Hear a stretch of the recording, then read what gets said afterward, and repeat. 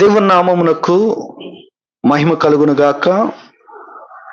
యేసుక్రీస్తు నామములో మీకు అందరికీ క్రిస్మస్ శుభములు తెలియజేస్తున్నాను. Happy Christmas.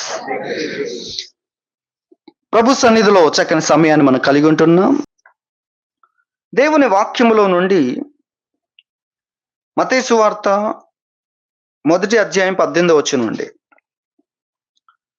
యేసుక్రీస్తు జనన విధము ఎట్లనగా, ఆయన తల్లి అయిన మరియ యోసేపునకు ప్రదానము చేయబడిన తరువాత వారు ఏకము కాక మునుపు ఆమె పరిశుద్ధాత్మ వలన గర్భవతిగా ఉండెను.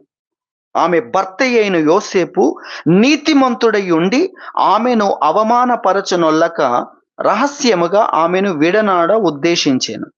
అతడు ఈ సంగతులను గూర్చి ఆలోచించుకొనుచుండగా, ఇదిగో ప్రభువు దూత స్వప్నమందు అతనికి ప్రత్యక్షమై, దావీదు కుమారుడవైన యోసేపు, నీ భార్య అయిన మరియను చేర్చుకొనుటకు భయపడకుము.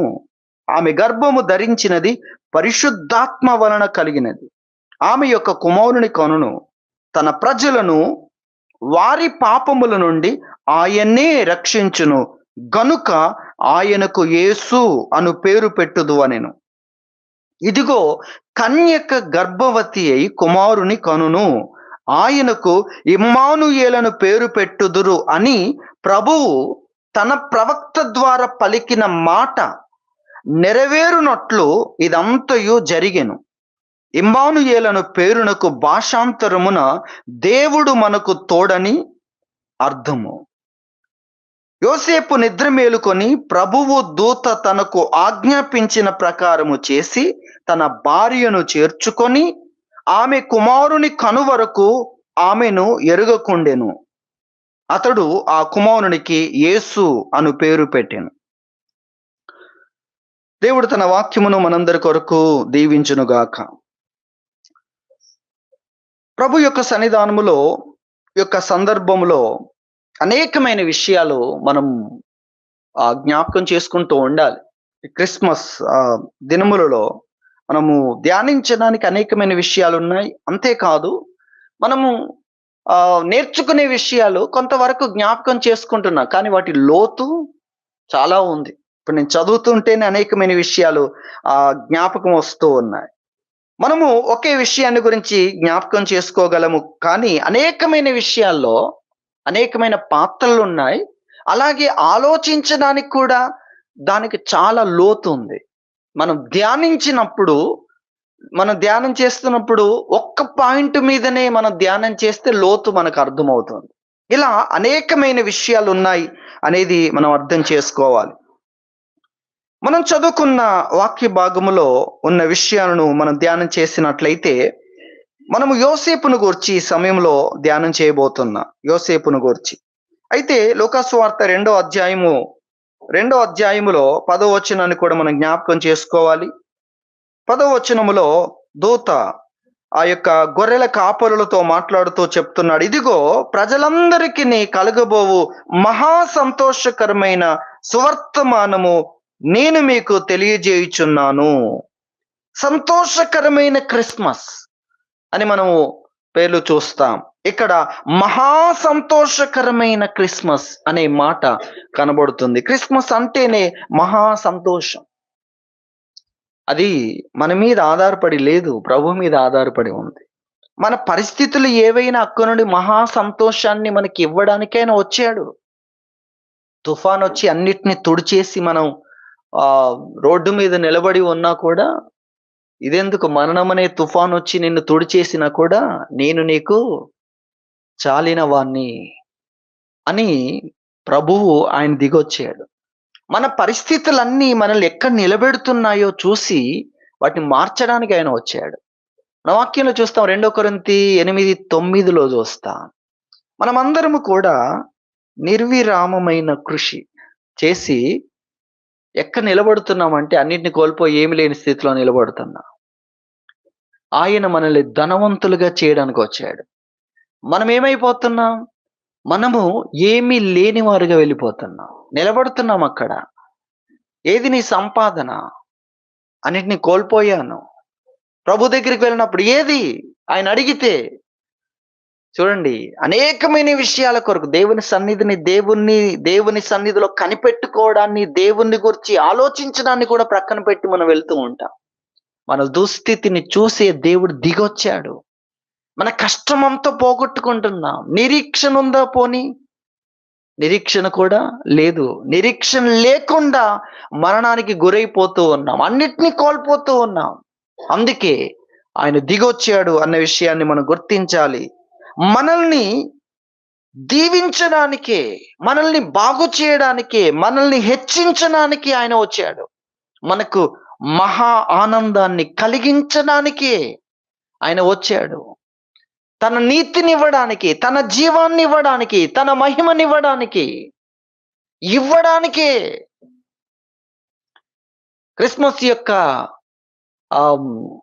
విషయాల్లో ఒక అద్భుతమైన వాక్యాన్ని మనం చూడగలం. యోహాను సువార్త 3:16. బైబిల్ అంతట్లో కూడా మనము దేవుని గురించి తెలుసుకోవాలి, సువార్త ప్రకటించాలి. లేక సువార్త ప్రకటించిన తర్వాత ముందు మనకు తెలిస్తేనే కదా మనం తెలుసుకోవాలి. అంటే యోహాను 3:16, దేవుడు లోకమును ఎంతో ప్రేమించెను కాగా తన అద్వితీయ కుమారునిగా పుట్టిన వాని యందు విశ్వాసముంచు ప్రతివాడు నశింపక నిత్య జీవము పొందునట్లు ఆయనను ఇచ్చాడు, అనుగ్రహించాడు. నశించక నిత్య జీవం పొందాలని ఆయన ఇచ్చాడు. దేవుడు ప్రేమించాడు, ఎంతో ప్రేమించాడు. ప్రేమించి ఏం చేశాడు? తన కుమారుణ్ణి, తన అద్వితీయ కుమారునిగా పుట్టిన ఆయన యందు విశ్వాసం ఉంచు ప్రతివాడు నశించక నిత్య జీవం పొందునట్లు ఆయన అనుగ్రహించాడు. ఇటువంటి గొప్ప విషయం విశ్వాసం, విశ్వసించుట.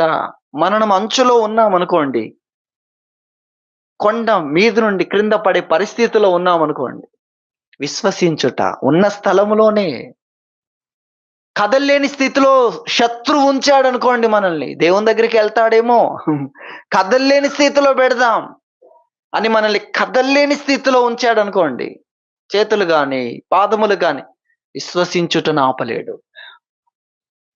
విశ్వసించుట. కాబట్టి ఆయన యందు విశ్వాసం ఉంచు ప్రతివాడు నశించక నిత్య జీవము పొందునట్లు ఆయన్ను అనుగ్రహించాడు. ఇటువంటి గొప్ప విషయం. విశ్వాసం ద్వారానే మనం నశించక నిత్య జీవం పొందగలం. అందుకొరకు ఆయన ఇచ్చాడు. ఆయన నమ్మితే చాలు, ఆయన విశ్వసిస్తే చాలు. నీవు నశించవు. నిన్ను నశింప చేసేవన్నిటి మీద నీకు జయం కలుగుతుంది. దేని ద్వారా?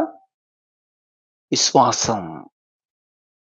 ఎటువంటి శక్తివంతమైన విషయం చూడండి. దేవుడు మనుషుల్ని ప్రేమించి ఒక దాన్ని ఇచ్చాడు అనుకుందామా, ఒక దాన్ని ఇచ్చాడు. అది నిత్య జీవం అనే ఒక దాన్ని ఇచ్చాడు ఆయన. కానీ మనం ఆ విధంగా జ్ఞాపకం చేసుకుంటున్నాం. ఆయన ఏమిచ్చాడు? దేవుడు లోకాన్ని ప్రేమించి ఏమిచ్చాడు? క్రీస్తును అనుగ్రహించాడు. ఆయన నమ్మితే చాలు. మనం ఏమైపోతున్నాం?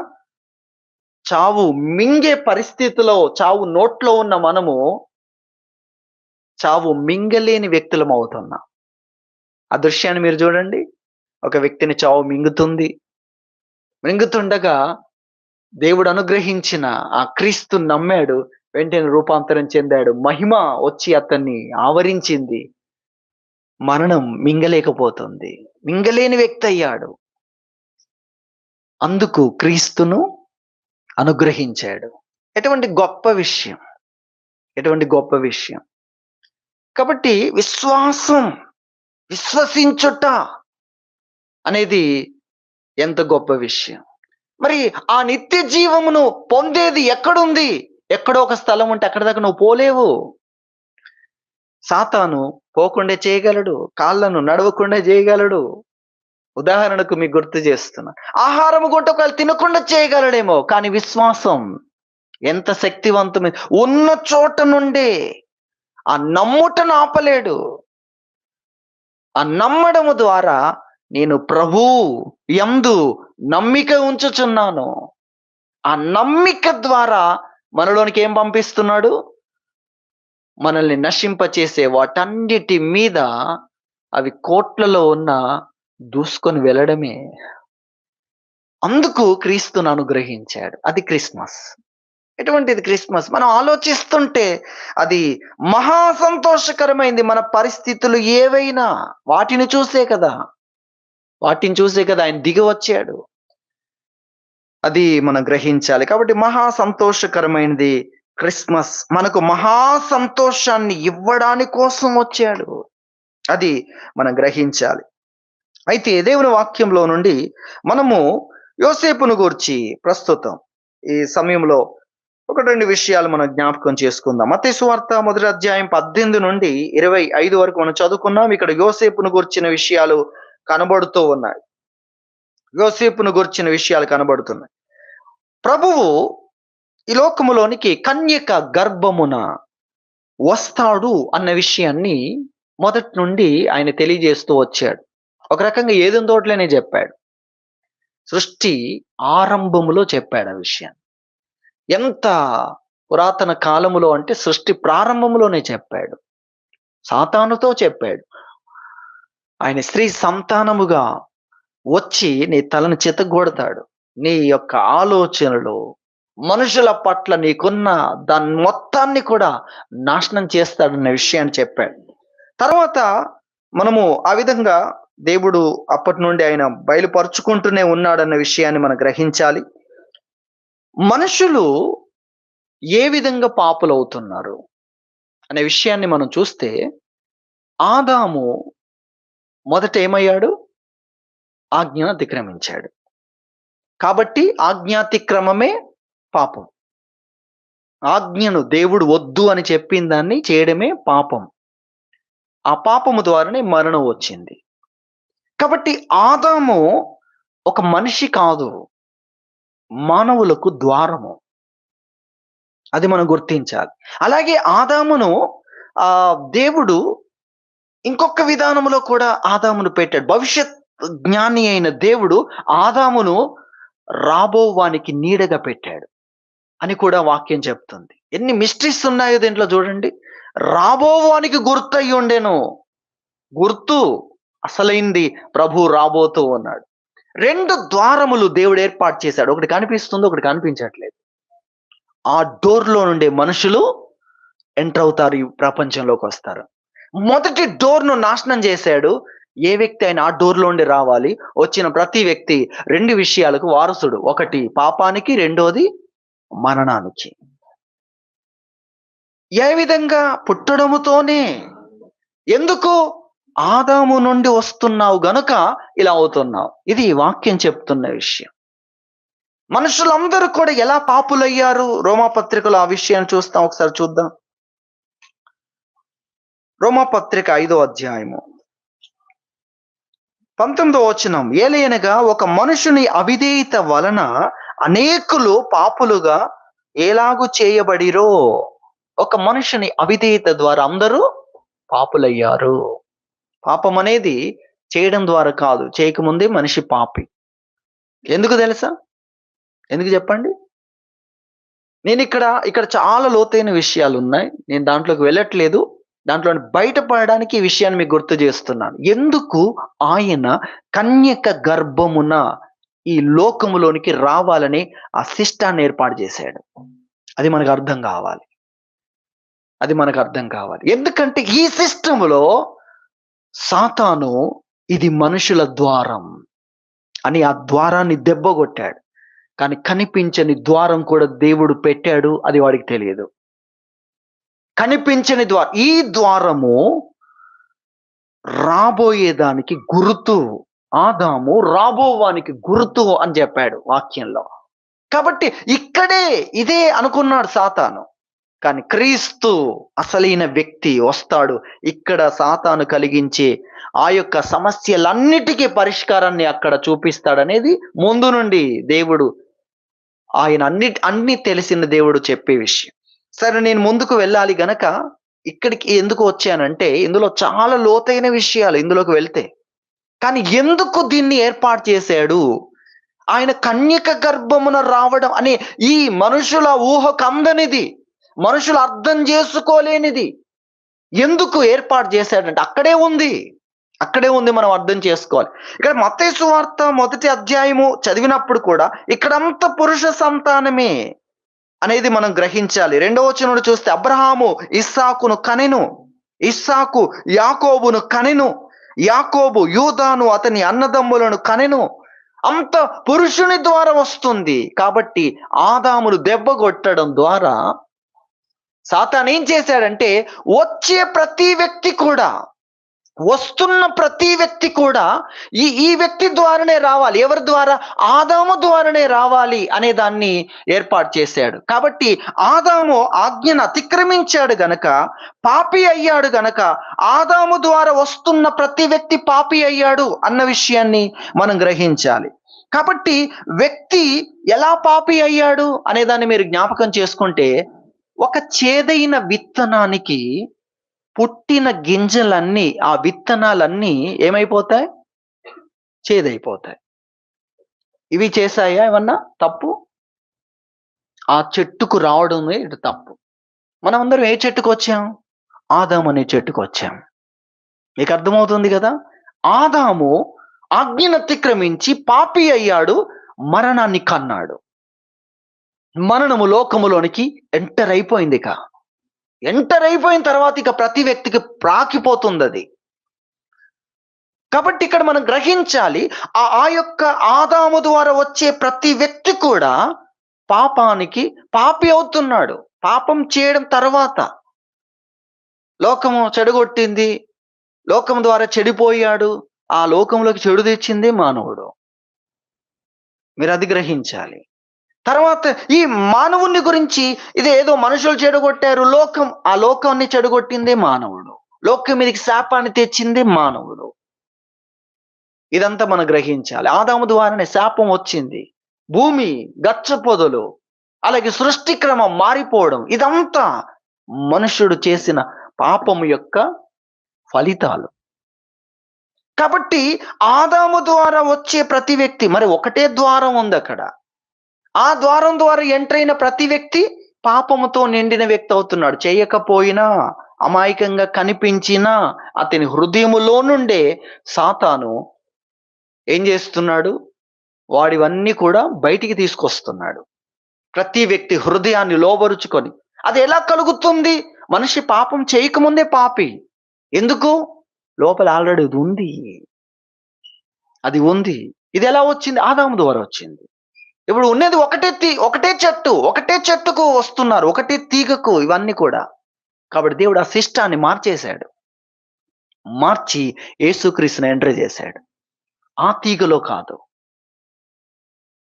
ఇందులోకి రావడానికి ఆయన స్త్రీ యందు రావాలి, కన్యక ద్వారా రావాలి, పురుష సంతానము ద్వారా కాదు. ఎందుకంటే దాని ద్వారా వస్తున్నప్పుడు పాపానికి వారసుడవుతున్నాడు, పాపి అవుతున్నాడు. కారణం ఆ చెట్టు ద్వారా రావడమే కారణం. ఆ చెట్టు మొదట బాగుండే, కానీ అపవాదికి స్థలాన్ని ఇస్తే ఏం జరుగుతుందో అవ్వకు తెలియదు. పాపాన్ని ప్రతి వ్యక్తి ఎలా చూస్తాడంటే, అదేం చేస్తుంది నన్ను అన్నట్టు చూస్తాడు. అదేం చేస్తుంది కాదు, అది పట్టుకుందనుకో నువ్వేం చేయలేవు. అది పట్టుకుంటే ఈరోజు గొప్ప గొప్ప వ్యక్తులైనా అటువంటి వాటిలోనికి వెళ్తున్నారు. ఇది నీకు ప్రమాదకరం అన్న దాన్ని మానట్లేదు. ఎందుకు? అది చిన్నది అని దాన్ని పట్టుకున్నారు. ఆ పొగ తాగడం కావచ్చు, డాక్టర్లైనా. అలాగే ఆ మత్తు పదార్థాలను సేవించడం కావచ్చు, మత్తు పానీయాలను సేవించడం. ఏమైపోయారు? దానికి దాసులైపోయారు. ఎలా? దాన్ని ఎలా చూశారు? అంతకు ముందు ఇదేం చేస్తుంది అన్నట్టు చూశారు. ఇప్పుడు ఏమైంది? అది ఎటువంటిది? అది పట్టుకుంటుంది. పాపం చేయి ప్రతివాడు, పాపం చేశాను బయటికి వచ్చాను అని కాదు, దాసుడు. పాపం చేయి ప్రతివాడు పాపానికి దాసుడు అయిపోయావు. అది ఇప్పుడు నిన్ను ఆడిస్తుంది, అది నీ మీద హక్కు తీసుకుంటుంది. ఈ విషయం తెలియదు. ఈ విషయం తెలియక అదేం చేస్తుంది? నేను బయటికి వస్తాను, బయటికి వచ్చిన అది లోపల అది ఏలుబడి చేస్తుంది అన్న విషయాన్ని మనం గ్రహించాలి. కాబట్టి ఇక్కడ ఈ విషయాన్ని మనం జ్ఞాపకం చేసుకుంటున్నాం. ఎందుకు ఆయన కన్యక గర్భమున వచ్చాడు? మనుషులందరూ ఎలా పాపులు? ఆదాము ద్వారా వచ్చాడు గనుకనే పాపి. పాపం చేసినందుకు కాదు, చేయకముందే పాపి. ఎలా పాపి అయ్యాడు? ఆదాము ద్వారా వచ్చాడు గనుక. అంతే. జన్మ పాపం అంటే అసలు అసలు విషయం ఇది. లోపల నుండి ఈ పాపం ఎక్కడి నుండి వస్తుంది? లోపల నుండి వస్తుంది. అది బయట నుండి కాదు. బయట ఏదో చేసింది. ఆ బయటి దానికి అన్నదే మానవుడు. హృదయం. మానవ హృదయంలో నుండే బయటికి వస్తున్నాయన్న విషయాలు ఏవేవి బయటికి వస్తాయి దేవుడు చెప్పాడు. మనిషి లోపల నుండి అనగా మనిషి హృదయంలో నుండి వచ్చేదే మనిషిని అపవిత్రపరుస్తుంది. బయట నుండి వచ్చేది అపవిత్రపరచట్లేదు. బయట నుండి వస్తున్న దాని పట్ల నీ లోపలిదే అనేది మనం గ్రహించాలి. లోపలిది అపవిత్రపరుస్తుంది. హృదయములో నుండి కలిగేవి దురాలోచన. దేవుడు వద్దు అని చెప్పిన వాటి పట్ల ఆశ ఎక్కడి నుండి వస్తుంది? హృదయంలో నుండి వస్తుంది. మార్కు సువార్త 7వ అధ్యాయంలో ఇక్కడ సందర్భం చెప్పాడు. అక్కడ వారు చేతులు కడుక్కొనకుండా భోజనం చేసే విషయాన్ని గురించి, దాని ద్వారా వారు అపవిత్రులయ్యారు అన్న విషయంలో కొన్ని చెప్పాడు ఇక్కడ. అందులో నుండి దేవుడు గొప్ప విషయాన్ని బయట పెట్టాడు. మనము 20వ వచనం చూస్తే, మనుషుని లోపల నుండి బయలు వెళ్ళునది మనుషుని అపవిత్రపరచును. లోపల నుండి అనగా మనుషుల హృదయములో నుండి దురాలోచనలు, జారత్వములను, దొంగతనములను, నరహత్యలను, వ్యభిచారములను, లోభములను, చెడుతనములను, కృత్రిమమును, కామ వికారమును, మత్సరమును, దేవదూషణయు, అహంభావమును, అవివేకమును వచ్చును. ఈ చెడ్డవన్నీయు లోపల నుండి బయలు వెళ్ళి మనుషుని అపవిత్రపరుచును అనే విషయాన్ని చెప్పాడు. ఇవన్నీ ఎక్కడి నుండి వస్తున్నాయి? లోపల నుండి. లోపలే ఉన్నాయి ఇవన్నీ. మనిషి ఏ విధంగా ఉన్నాడో చూడండి. ఎటువంటి పరిస్థితిలో ఉన్నాడు. అందుకే ప్రభు ఈ రూట్లో కాదు, ఒక ప్రత్యేకమైన ద్వారాన్ని ఏర్పాటు చేశాడు. ఈ లోకములోనికి రావడానికి కొరకు ఉన్న ద్వారములో పురుషుని ద్వారా అనే ఒక ద్వారం కనబడుతోంది. అయితే ఇంకొకటి కన్యక ద్వారా, స్త్రీ ద్వారా, పురుష ప్రమేయం లేకుండా వచ్చుట అనే దాన్ని దేవుడు ఆ విధంగా రావాలనుకున్నాడు. ఎందుకంటే మనిషి ఇక్కడే పాపి అవుతున్నాడు. అది దేవుని వాక్యం తెలియజేస్తుంది. ఆదాం పాపం చేశాడు గనక మనుషులందరూ పాపులు అవుతున్నారు. ఆ చెట్టుకు రావడమే పాపానికి కారణమవుతుంది. అందుకు యేసుక్రీస్తు క్రొత్త విధానాన్ని ప్రవేశపెట్టాడు. ఆయన అలా వచ్చాడు. ఆయన నమ్మిన ప్రతి వ్యక్తి కూడా ఈ చెట్టు నుండి కట్ చేయబడి ఈ నిత్య జీవము కొరకైన చెట్టుకు అంటు కట్టబడతాడు. ఎలా? ఇతడు కూడా పుట్టడమే కానీ అది బయటికి కాదు, లోపల. అయితే ఈ పుట్టుక ఎలా కలుగుతుంది? ఆయన దాన్ని సాధించాడు గనక విశ్వాసం, ఆయన నమ్మితే చాలు, నీవు క్రొత్తగా జన్మించిన వ్యక్తివి. క్రొత్త జన్మ అంటే ఈ జన్మ ఎందుకొద్దు? ఈ జన్మలో నువ్వు పాపివి, పుట్టగానే పాపివి. పాపముని నిలబడి చేస్తుంది. నువ్వు పెరుగుతుంటే పాపము నీకంటే బలంగా పెరుగుద్ది. నువ్వెంత మరణానికి వ్యతిరేకంగా ఆహారం విషయంలో, అలవాట్ల విషయంలో ఏం చేసినా ఎవరిది పై చేయి? రోగాలదే పై చేయి. నిన్ను లోపరుచుకోవడానికి మరణముదే పై చేయి అవుతుంది, పాపముదే పై చేయి అవుతుంది అక్కడ. అందుకే రోమాపత్రిక 7వ అధ్యాయంలో మానవుని జీవితాన్ని చక్కగా చిత్రీకరిస్తాడు. ఆ మాట కూడా ఒకసారి జ్ఞాపకం చేసుకుందాం. రోమాపత్రిక 7వ అధ్యాయము. 7వ అధ్యాయంలో ఇక్కడ మనము 15 నుండి చూస్తే, ఏలయనగా నేను చేయునది నేను ఎరుగును, నేను నిశ్చయించున్నది చేయక ద్వేషించున్నదియే చేయుచున్నాను. 18, నా శరీరమందు మంచిది ఏదియో నివసింపదని నేను ఎరుగుదును, మేలైనది చేయవలను అను కోరిక నాకు కలుగుచున్నది గాని దాన్ని చేయుట నాకు కలుగుటలేదు. నేను చేయగోరు మేలు చేయక చేయగోరని కీడు చేయుచున్నాను. నేను కోరని దాన్ని చేసిన యెడల దాన్ని చేయునది నాయందు నివసించు పాపమే గాని నేను కాదు. చూడండి ఎటువంటి విషయాలు. నాలో ఒకటి ఉంది కానీ అది నేను కాదు. ఎలా చెప్తున్నాడు? అది నాలోనే ఉంది. నేనెవరంటే నేను మంచిని కోరే వ్యక్తిని, చెడును ద్వేషించే వ్యక్తిని. అలాంటప్పుడు నేను ద్వేషించేదాన్ని నేను జేస్తున్నాను. నేను చేయాలనుకున్న మంచిని నేను చేయలేకపోతున్నాను. నేను ద్వేషించేది ఎందుకు జేస్తున్నాను? నేను కాదు. ఎందుకంటే నేను దాన్ని ద్వేషిస్తున్నాను. అని చాలా చక్కగా దీన్ని వివరిస్తూ ఉంటాడు. వివరిస్తూ నాకర్థమైంది. నాలో ఒక నియమం లోపల ప్రవేశించింది. ఒక రోగం ప్రవేశించింది. అది నన్ను ఏం చేస్తుంది? తలకిందులు చేస్తుంది. నేను ద్వేషించేది చేసేటట్లు చేస్తుంది. నేను ప్రేమించేదాన్ని మంచిని ఇష్టపడుతున్నాను. నిశ్చయించుకుంటున్నాను. తీర్మానం చేసుకుంటున్నాను. ఆ సంకల్ప బలమేదో కానీ పని చేయట్లేదది. అని చక్కగా వివరిస్తున్నాడు. కాబట్టి అది నేను కాదు. ఎందుకంటే నేను దాన్ని ద్వేషిస్తున్నాను. అలాగే నేను మంచి కొరకు తీర్మానం తీసుకున్నాను. నిశ్చయించుకున్నాను. ఇది మానవుని జీవితం. అయినా కూడా నిన్ను చెరపట్టి నీవు ద్వేషించేదే నీ చేత చేయించేది. నీవు ఇష్టపడే మంచినే చేయకుండా చేసేది ఎక్కడుంది? నీ లోపలే ఉంది ఆ శక్తి. దాని గురించి చెప్పి అయ్యో నేనెంత దౌర్భాగ్యుడను 24లో ఇట్టి మరణమునకు నన్ను గురి చేసే దీని నుండి ఈ స్వభావము నుండి నన్నెవ్వడు విడిపిస్తాడు. ఇది మానవ జీవితం. ఎలా వచ్చింది? ఏది లోపల ప్రవేశించింది. లోపల ప్రవేశించింది. నా మనస్సులో ఉంది. మనస్సులో ధర్మశాస్త్రం ఉన్నా దాంతో ఫైట్ చేయడానికి మనస్సులోనికొచ్చి ఫైట్ చేస్తుందది. మనస్సులో ఉన్న ధర్మశాస్త్రంతో ఫైట్ చేస్తుంది. నా లోపలే ఉందది అనేది ఇక్కడ తెలియజేస్తాడు. కాబట్టి ఇదంతా ఎలా వచ్చింది? ఆదాము ద్వారానే మనందరం పాపులమయ్యాం. ఎందుకంటే ప్రతి వ్యక్తి ఆ డోర్ నుండే ఎంటర్ కావాలి.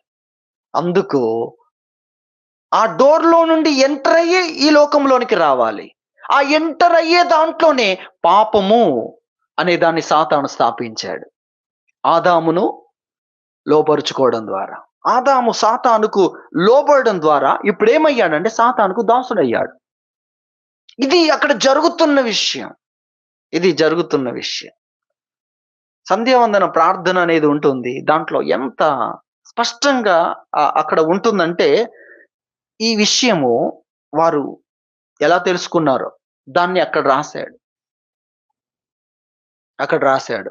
అందులో పాపోహం, పాపకర్మ, పాపాత్మ, పాప సంభవ అనే మాట ఉంటుంది. త్రాహిమాం కృపాయ దేవ శరణాగత వత్సల. పాపోహం పాపకర్మ, పాపాత్మ, పాప సంభవ. ఆత్మలోండి వస్తుంది పాపం. బయట నుండి కాదు. ఆత్మే పాపమైపోయింది అనే విషయం. పాపోహం, అహం అంటే నేను అనేదే పాపం అనేది అక్కడ ఆ ప్రార్థనలో కనబడుతుంది. దేవునికి చేసే దేవా నేను అనేవాన్నే పాపిని. నేను అనేదే కాదు, పాపోహమే కాదు, అహం పాపం మాత్రమే కాదు, పాప కర్మ కూడా పాపమే. అంటే క్రియ. నేను అనేది పాపము, తర్వాత నేను చేసేది పాపము, తర్వాత పాపాత్మ, ఆత్మయే పాపం. పాపం ఎక్కడి నుండి వస్తుంది? ఆత్మలో నుండి, నా ఉనికిలో నుండే వస్తుంది. అది నా ఉనికిలోనే చేరిపోయి ఉంది అది. చూడండి ఎటువంటి పరిస్థితి ఉందో. కాబట్టి దేవుడు ఏం చేశాడు? కన్యక గర్భమున రావడం అనే దాన్ని ప్రవేశపెట్టాడు. మనిషి ఎక్కడ పాపి అవుతున్నాడో తెలిస్తే ఎందుకు దేవుడు దీన్ని ఈ ఈ యొక్క అసలైన డోర్ను ఏర్పాటు చేశాడు? ఎందుకు ఈ ద్వారం గుండా మనిషికి అర్థం కాని ఈ ద్వారం గుండా దేవుడు ఎందుకు వచ్చాడు అనేది అర్థమవుతుంది. తర్వాత ఆయన ఆ విధంగా వచ్చి ఆయన్ను నమ్మినప్పుడు ఆ కార్యం మనలో జరుగుతుంది. ఈ జన్మలో కలిగిన ప్రతి దాని నుండి విడుదల పొంది మనం క్రొత్త జన్మను పొందుతున్నాం. అదే నికోదేముతో చెప్తాడు. క్రొత్తగా జన్మిస్తేనే నీవు పరలోక రాజ్యాన్ని చూస్తావు. క్రొత్తగా జన్మించడం అంటే ఏంటి? అది శరీర రకంగా కాదు, లోపలే ఎక్కడి నుండి జన్మించావో దాని నుండి వేరు చేసి నిన్ను నిత్య జీవం కొరకు నీలో క్రొత్త విధానాన్ని ప్రవేశపెట్టడమే అన్న విషయాన్ని చెప్తాడు. కాబట్టి ఆ విషయాలు మనం చూస్తున్నాం. మత్తయి సువార్త మొదటి అధ్యాయములో యేసుక్రీస్తు యొక్క జనన విధానమును గురించి మనం చూస్తున్నాం. ప్రదానము చేయబడిన తరువాత వారేకం కాక మునుపు ఆమె పరిశుద్ధాత్మ వలన గర్భవతిగా ఉండెను. ఈ విషయాన్ని మొదటి నుండి ఇది ఆ విధంగా ఉన్నది అన్న విషయాన్ని తెలుసుకున్నాడు. పరిశుద్ధాత్మ ద్వారా కలిగింది అన్న విషయం యోసేపుకు తెలియదు. ఆమె గర్భవతిగా ఉంది అన్న విషయం తెలిసినప్పుడు అతడు ఆలోచిస్తున్నాడు. 19 ఆమె భర్త అయిన యోసేపు నీతిమంతుడై ఉండి ఆమెను అవమానపరచనొల్లక. అవమానం ఏంటి? అవమానం ఏంటంటే ఇప్పుడు ఆమెను బయటికి లాగి రాళ్ళతో కొట్టి చంపే పనికి పూనుకోవాల్సిన అసలైన వ్యక్తి ఎవరంటే ఈయన. ఈయన మాత్రమే ఆ పరిచే పరిస్థితిని కలిగించగలడు, సృష్టించగలడు. ఇతని చేతుల్లో ఉంది ఇప్పుడు అది. కాబట్టి ఆ వ్యక్తి నీతిమంతుడు గనక నేను అలా చెయ్యను, అవమానపరచను. ఒకవేళ ఆమెకిష్టం ఏముందో కాబట్టి ఆమె ఇష్టం యొద్దకి ఆమెను పంపిస్తాను అని లోపల అనుకుంటున్నాడు. కానీ నేనేం చెయ్యాలి? ఇదిగో ఈమె నా భారీగా ఉంది, సంవత్సరం పాటు మాకు పరీక్ష ఉంది, సంవత్సరం తర్వాత మేము ఏకం కావాల్సి ఉంది, ఈ సమయంలో ఈమె ఏ విధంగా ఉంది అని మాట్లాడి ప్రజలందరి మధ్యలో అవమానపరిచి ఆ తర్వాత రాళ్ళతో కొట్టి చంపే పరిస్థితి అది. అయితే యోసేపు ఆ విధంగా ఆలోచిస్తున్నాడు. అలాంటి అవమానం కలగకుండా ఆమెను రహస్యంగా పంపించేస్తాం అని నీతిమంతుడు గనక అతడు ఆ విధంగా ఆలోచిస్తూ ఉన్నాడు, అలా ఉద్దేశించాడు. అలా ఆలోచిస్తూ ఉండగా ప్రభుదూత స్వప్నమందు అతనికి ప్రత్యక్షమై 20 వచనం చదువుతున్నాను. దావీదు కుమారుడైన యోసేపు, నీ భార్య అయిన మరియను చేర్చుకొనుటకు భయపడకుము. ఆమె గర్భము ధరించినది పరిశుద్ధాత్మ వలన కలిగినది. ఆమె యొక్క కుమారుని కనును. తన ప్రజలను వారి పాపముల నుండి ఆయనే రక్షించును గనుక ఆయనకు యేసు అను పేరు పెట్టుదువనెను అని ఏం చెప్తున్నాడు 22లో? ఇదిగో కన్యక గర్భవతి అయి కుమారుణ్ణి కంటుంది. కుమారుని కనును, ఆయనకి ఇమ్మానుయేలు అని పేరు పెట్టుదురు అని ప్రభువు తన ప్రవక్త ద్వారా పలికిన మాట, అందరికి తెలిసిన ఆ మాట నెరవేరాలి కదా. నెరవేరడానికి ఇది జరిగింది అన్న విషయాన్ని, ఆ వాక్యాన్ని ఇక్కడ తెలియజేశాడు. కాబట్టి యోసేపుకు ఆ విషయాలు తెలియజేశాడు అనేది మనం చూస్తున్నాం. యోసేపును గురించిన విషయాన్ని మనము నేర్చుకోవడానికి ఈ విషయాలన్నీ చూడండి. ఒక్కొక్క విషయం దగ్గర లోపలికి వెళ్తే చాలా విషయాలు ఉంటాయి. కానీ నేను ఇక్కడ నేను ముగించాలని ఇష్టపడుతున్నాను. యోసేపు గురించి 1-2 విషయాలు చెప్తూ ఈ విషయాన్ని ఒక వ్యక్తి కనుగొన్నాడనేది కూడా నేను మీకు గుర్తు చేస్తాను. గతంలో కూడా గుర్తు చేశాను, మరలా గుర్తు చేస్తాను, ఎందుకంటే గుర్తు వస్తుంది ఆ విషయం. ఒక వ్యక్తి దేవుణ్ణి గురించి ఆలోచిస్తూ ఉన్నాడు. ఒక పూజారి తన గ్రంథాలన్నీ ఆలోచిస్తున్నప్పుడు మనుషులందరూ ఏ విధంగా పాపులైపోయారో, ఈ పాపము నుండి రక్షించడానికి దేవుడు వస్తాడు అని అన్నప్పుడు, మరి దేవుడు వచ్చిన విధానాలన్నీ చూస్తే పాపం పోగొట్టుకోవడానికి, తన పాపమును పోగొట్టుకోవడానికే వచ్చాడు. కాబట్టి ఇది కాదు, ఈ దేవుని అవతారం కాదు, ఈ దేవుని అవతారం కాదు. దేవుడు అంటే పాపము లేనివాడుగా వస్తాడు, పాపిని రక్షించాలి. కానీ ఇవన్నీ మేము పాపులం, ఆ పాపాన్ని పోగొట్టుకోవడానికి ఈ జన్మ అని అవన్నీ చూస్తున్నప్పుడు ఇది కాదు అని అతడు వెతుకుతూ ఉండగా అతనికి ఒక మాట కనిపించింది. దేవుడు ఈ లోకములో పుట్టడానికి మాత్రమే ఒక కన్యక గర్భం ధరిస్తుంది అన్న మాట కనిపించింది అతనికి. తాను చదువుతున్న గ్రంథాల్లో దాన్ని ఆయన ఇలా రాశాడు. ఈశ పుత్రాంచ మాం విగ్ధి కుమారి గర్భ సంభవం ఆయన రాశాడు. ఓ పుస్తకం రిలీజ్ చేశాడు ఆయన. కోర్టులో చుట్టూ తిరిగాడు దాన్ని చెప్పడానికి కొరకు. అటువంటి వ్యక్తి ఏదో సంస్కృతం తెలియని వ్యక్తిని గురించి కాదు, ఏదో గ్రంథాలు తెలియని వ్యక్తి కాదు. ఆ గ్రంథాల్లో పుట్టి, ఆ గ్రంథాలు చదువుతూ, ఆ గ్రంథాలే లోకం అనుకున్న వ్యక్తిని గురించి నేను మీకు గుర్తు చేస్తున్నాను. అతడు అక్కడి నుండి క్రీస్తును కనుగొన్నాడు. అక్కడి నుండి కనుగొన్నాడు దేవుని అవతారం. అవును, దేవుడు ఒక కుమారి గర్భం ధరిస్తుంది. దేవుడు ఈ లోకములో పుట్టడానికి ఆయన ఎంచుకున్న డోరు కనిపెట్టాడండి. అసలు ఎలా కనుగొన్నాడు? దేవుడు వచ్చే డోర్ కుమారి గర్భ సంభవ అన్న అదాన్ని ఎలా కనిపెట్టాడు, ఎలా కనుగొన్నాడు? అసలు ఏంటది ఆ ఆశ్చర్యం? దేవుడే తనను తడువులాడి కనుగొనుటకు ఆయన అటువంటి విషయాలను ప్రతి జాతి కొరకు ఏర్పాటు చేశాడని వాక్యం చెప్తుంది. అందులో భాగమేమో అని అనుకుంటున్నాను. ఎందుకంటే అసలు కన్యక గర్భం అనేది ఆశ్చర్యం. ఆశ్చర్యం. అంతేకాదు ఆ అజామేధం అనే యజ్ఞం కూడా నాకు గొప్ప ఆశ్చర్యమే. ఈ మధ్యలో కిరణ్ పాల్ గారు ఆ విషయాన్ని చెప్తూ ఉన్నారు. దేవుని ముద్ర ఈ దేశం తెలుసుకోవడానికి అజామేధం అనే విషయాన్ని చెప్తూ ఉన్నాడు. అవును. ఎందుకంటే ఆ అజామేధం అన్న దాంట్లో అజామేధం ఏంటి? ఒక్క బలియాగం లోకంలో ఉన్న పాపాలను తీసేయడం అనే ఆ కాన్సెప్టే మీరు ఆలోచించండి. ఒక్కొక్క వ్యక్తి కోసం ఒక్కొక్క గొర్రెపిల్ల, ఒక్కొక్క తప్పు చేసినప్పుడు ఒక్కొక్క గొర్రెపిల్ల, అలా రోజుకు, వారానికి.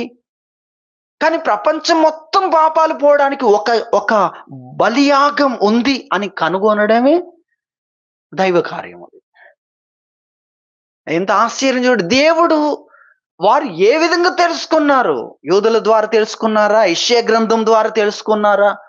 అది ఒక మిస్టరీ. ఒక మిస్టరీ. నేనైతే అలాగే అనుకుంటాను. అలాగే ఈ ఈ యొక్క నక్షత్రం చూసి వచ్చింది కూడా కొంతమంది తెలియజేస్తున్న ఈ జొరాస్టర్‌కి ఎవరు చెప్పారు? ది జెండ్ అవెస్తే అన్న గ్రంథములో ఈ మాట వ్రాయబడి ఉంది. ఆ మాటను బట్టి వారు నక్షత్రాన్ని చూసి, ఆయన నక్షత్రాన్ని చూసి వచ్చాం అని చెప్పారు. ఆయన నక్షత్రం తూర్పు నుండి వచ్చాం మేము. వీరు వేరే దేశానికి సంబంధించిన వాళ్ళు, యూదులు కాదు. వాళ్ళు తెలుసుకున్నారు. దాన్ని మనము యూదులైనట్టుగా సెలబ్రేట్ చేస్తూ ఉంటాం. వారు యూదులు కాదు. వారు పారసీక దేశానికి సంబంధించిన వ్యక్తులు. వారి గ్రంథంలో వ్రాయబడింది ఆ విషయం. ఆ నక్షత్రం మిమ్మల్ని నడిపిస్తుంది. ఎందుకంటే అది ఆయన నక్షత్రం. ఆ నక్షత్రం పుట్టి ఆ ప్రకాశవంతంగా మరో చంద్రుడు అన్నట్లుగా అంత మాత్రమే కాకుండా ప్రకాశంగా ఉండడం, తొలగిపోకుండా ఉండడం. ఏంటిది? ఏం జరగబోతుంది అని గ్రంథాలు చూసినప్పుడు వారికి అర్థమైంది ఆయన పుట్టాడు. మరి ఇది నడిపిస్తుంది. వారు ప్రయాణం చేయడం మొదలు పెట్టగానే నడిపించడం మొదలు పెట్టింది. ఎంత ఆశ్చర్యం చూడండి. కాబట్టి ఆయన కనుగొన్నాడు. ఈశ పుత్రాంచ మాం విద్ది కుమారి గర్భ సంభవం. దేవుడు ఈ లోకములో పుట్టడానికి మాత్రమే ఆయన ఎంచుకున్న ద్వారం అని ఆయన అర్థమైంది. అయితే ఓకే, ఇలా పుడతాడు. ఎందుకు వస్తాడు? ఏం చేస్తాడు? ఇవన్నీ కూడా ఆర్డర్‌లో రాసుకున్నాడు. ఆ ఆర్డర్‌లోనే యేసుక్రీస్తుని ఆయన కనుగొన్నాడు.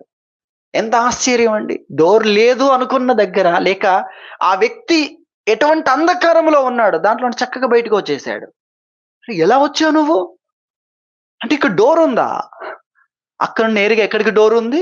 ఎక్కడికి ద్వారం? ఎక్కడికి? క్రీస్తు దగ్గరికి. క్రీస్తు దగ్గరికి ఉంది. ఎక్కడి నుండి? పూజారిగా ఉన్న వ్యక్తి, దాంట్లో నిమగ్నమైన వ్యక్తి, అదే గ్రంథాలు చదువుతున్న వ్యక్తి అక్కడి నుండి క్రీస్తును అంటే అక్కడ క్రీస్తు కనుగొనే ద్వారం ఉందా? ఎంత చక్కగా కనుగొన్నాడు. ఏ వ్యక్తి ప్రమేయం లేకుండా దేవుడు ఎందుకు వస్తాడు? ఎలా వస్తాడు? వచ్చి ఏం చేస్తాడు? అవన్నీ కూడా ఆర్డర్‌లో రాసుకున్నాడు. దాన్ని పుస్తకము రూపంలో రుజుదర్శన్ అనేది ఈ దేశానికి అందించాడు ఆయన. ఇంకా చనిపోలేదు ఆయన. ఎవరైనా సంస్కృతానికి సంబంధించి తెలుసుకోవాలి ఈ నిజాలంటే ఆ దీపం ఇంకా ఉంది. ఆ దీపం దగ్గరికెళ్ళి తెలుసుకోవాలి. ఎటువంటి విషయాలు ఇవన్నీ ఆశ్చర్యకరమైనవి. అందుకే నేను వీటిని గుర్తు చేస్తున్నాను. ఇవన్నీ ఆశ్చర్యకరమైన విషయాలు. కాబట్టి ఆ విషయాన్ని యోసేపుకు చెప్తున్నాడు. యెషయా గ్రంథములో దేవుడు ఏదైతే చెప్పాడో, కన్యక గర్భం ధరిస్తుంది, ఆయనలో దేవుడు తోడుగా ఉండడం అంటే ఏంటో మీరు చూస్తారు అన్న దాన్ని నెరవేర్చడానికి ప్రభువు ఈ కార్యాన్ని చేశాడు. ఎలా? ఆమె గర్భం ధరించింది పరిశుద్ధాత్మ ద్వారా. ఎటువంటి గొప్ప విషయం. దేవుడు కార్యం చేయడానికి కొరకు, ఆదాం చేయడానికి ఏం చేశాడండి? మట్టిని తీసుకున్నాడు. అవ్వను చేయడానికి ఒక ఎముకను తీసుకున్నాడు. అర్థమవుతుందా? దాంట్లో కూడా ఎందుకు ఆయన ఇంకో మట్టిని తీసుకోవచ్చు. అంతెందుకు దేవదూతల్ని ఎలా చేశాడు? కలగండి అంటే కలిగారు. దేవదూతలు ఎవరు? సూర్యుని నడిపించే సూర్య చంద్ర నక్షత్రములు ఆ ఆఫీసులో, ఆ దేవదూతల ఆఫీసులో పనిచేసే ఉద్యోగస్తులు. మీకు అర్థం దేవదూతలంటే సూర్య చంద్ర నక్షత్రములను నిర్వహించే నిర్వాహకులు వాళ్ళు. మనకంటే శక్తి, బలము, జ్ఞానము, సామర్థ్యము అన్నిట్లో వాళ్ళెవరు? అటువంటి వ్యక్తులు వాళ్ళు. వాళ్ళని ఎలా ఎలా చేశాడు? మాట చేత. కాబట్టి దేవుడంటే ఆయన ఏ విధంగా చేయగలడు అనేది ఆశ్చర్యం. మన దేశానికే తెలియదు. మన దేశం అంతా కూడా ఎలా ఉందంటే చాలా మంది ఈ బ్రెయిన్ లోపలే దేవుని గురించి ఆలోచిస్తారు. ఎంత అంటే వాళ్ళు ఎలా ఆలోచిస్తారో అది సాతాను ద్వారా జరుగుతుంది అదంతా కూడా. దేవుడు చెయ్యాలంటే వారు ఒకవేళ అలా ఆలోచిస్తే మరి స్త్రీని ఎలా చేశాడు దేవుడు? ఆలోచించండి. ఎంత ఆశ్చర్యం! ఆయన శక్తిమంతుడు. ఆయన మాట చెప్తే, అందుకే బాప్తిజం ఇచ్చి యోహాను రాళ్ళలో నుండి, అంటే రాయికి చెప్తే చాలు రాయి కంటది. ఎటువంటి మాట చెప్పాడండి? దేవుడంటే ఏంటి? ఎందుకంటే అబ్రహాము యొక్క గర్భము రాయి అని అతడు తెలుసుకున్నాడు. మృతం అంటే రాయితో సమానం, రాళ్ళలో ఉండి చేస్తాడనే విషయాన్ని చెప్పాడు. కాబట్టి దేవుడు దాన్ని ముందు నుండి, మరి దేవుడు ఈ లోకంలోనికి రావడం అంటే ఎటువంటి విషయం? ఒక ముఖ్యమంత్రి గోదావరికనికి వస్తున్నాడంటే, ఒక ప్రధానమంత్రి వస్తున్నాడంటే ముందు నుండే దానికి ఏర్పాట్లు ఉంటాయి. మరి దేవుడు ఇక్కడికి రావాలంటే ముందు నుండి ఎప్పటి నుండి ఏర్పాట్లు ఉన్నాయి? క్రీస్తు పూర్వం 3000 సంవత్సరాల క్రితం నుండి ఏర్పాట్లు ఉన్నాయి. అది మనం గ్రహించాలి. ఎక్కడెక్కడ ఎన్ని ఏర్పాట్లు ఉన్నాయి. వారు ఆ యొక్క యూదయ దేశానికి వచ్చినప్పుడు అర్థమైంది, ఓ దేవుడు ఇలాంటి ఏర్పాట్లు చేశాడా అనే విషయం. అప్పుడు వారు గ్రంథాలు చదివితే ఆయన యూదయ బెత్లెహేములోనే జన్మిస్తాడు అనేది కనిపించింది. ఓహో, ఆయన జన్మించడానికే ఈ యొక్క జనాభా లెక్కల కార్యక్రమం వచ్చిందా అనేది అప్పుడు అర్థమవుతుంది. ఆ జనాభా లెక్కల్లో ఇదిగో పేర్లు వ్రాయబడ్డాయి. మొట్టమొదటి ప్రజా సంఖ్య, అందులో వీరి పేర్లు వ్రాయబడ్డాయి. ఎవరికి అడ్రస్ లేకపోయినా ఆయనకు అడ్రస్ ఉంది. అంతేకాదు, ఆయన అడ్రస్ పుస్తకంలోనే ప్రతి వ్యక్తికి అడ్రస్ దొరుకుతుంది.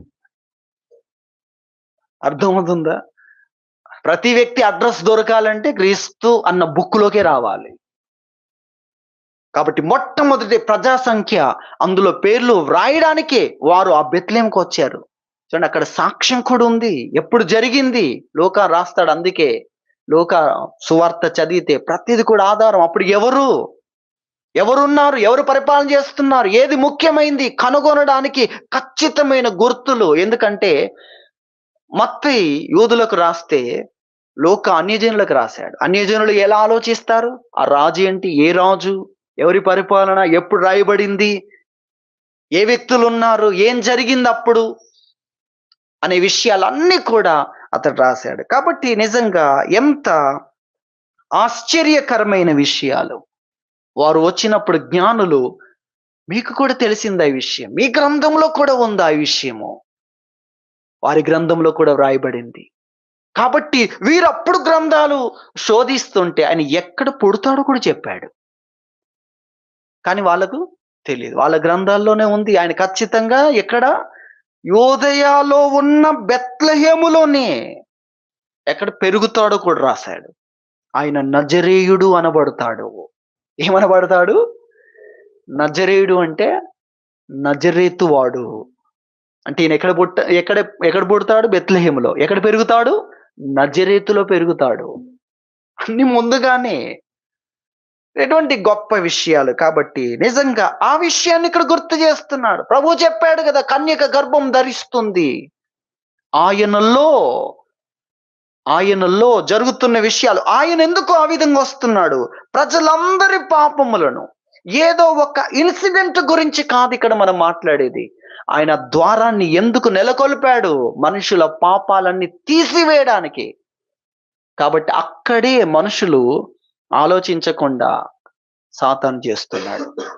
ఆయన వచ్చింది ఆ రూట్‌లో ఎందుకు రావాల్సొచ్చింది అనే దాంట్లోనే అద్భుతమైన సువార్త ఉంది. ఆ ద్వారాన్ని ఎందుకు నెలకొల్పాడసలు? ఆ ద్వారం నెలకొల్పకపోతే పరిస్థితి ఏంటి?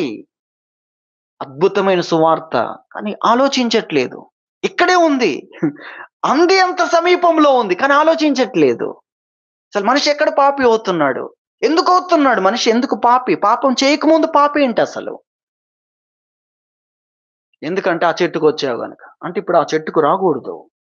అందుకే యోబు అంటున్నాడు, పాప సహితునిలో నుండి పాప రహితుడు పుట్టగలిగితే ఎంత మేలు.